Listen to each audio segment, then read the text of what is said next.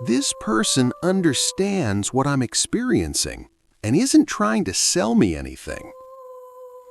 Everyone tells you the same thing. Work harder, wake up earlier, fill every empty hour, stay productive at all costs. And if you're honest, you've probably tried to live that way. You planned more, you optimized your routines, you stayed busy. But somewhere along the way, something strange happened. You didn't become more ambitious, you became tired, flat, uninspired.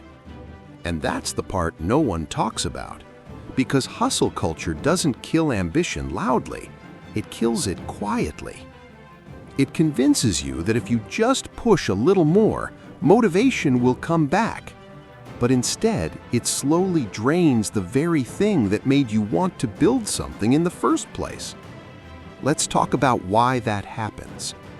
Most people think ambition is fueled by pressure, deadlines, metrics, long hours, constant output. But real ambition doesn't come from pressure, it comes from desire. Desire needs space to breathe. It needs curiosity. It needs moments where your mind wanders instead of performs. Hustle culture removes that space entirely.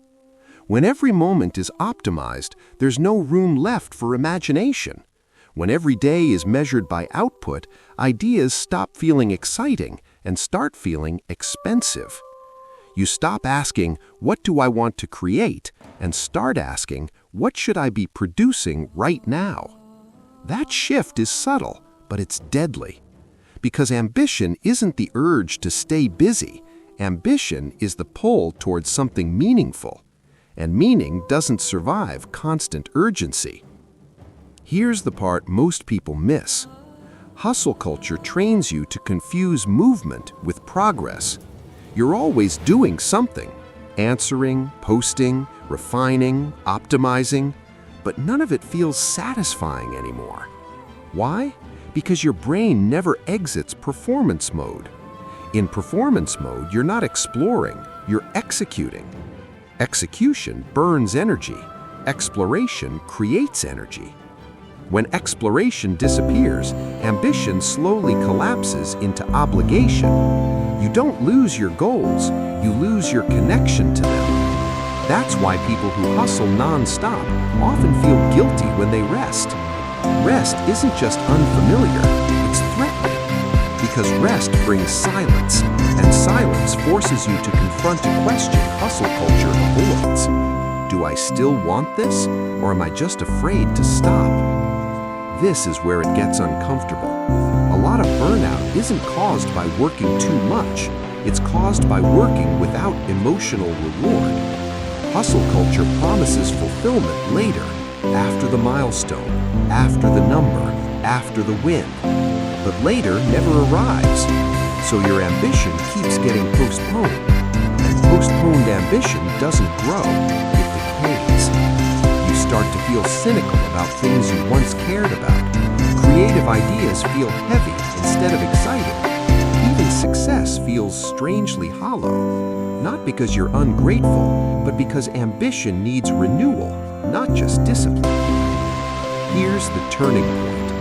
The most ambitious people aren't the ones who grind the hardest. They're the ones who protect their internal energy. They allow boredom. They allow downtime without guilt. They let ideas mature instead of forcing output. They understand something hustle culture refuses to admit. You can't force passion through pressure. You can only suffocate it. Ambition isn't a machine, it's a flame.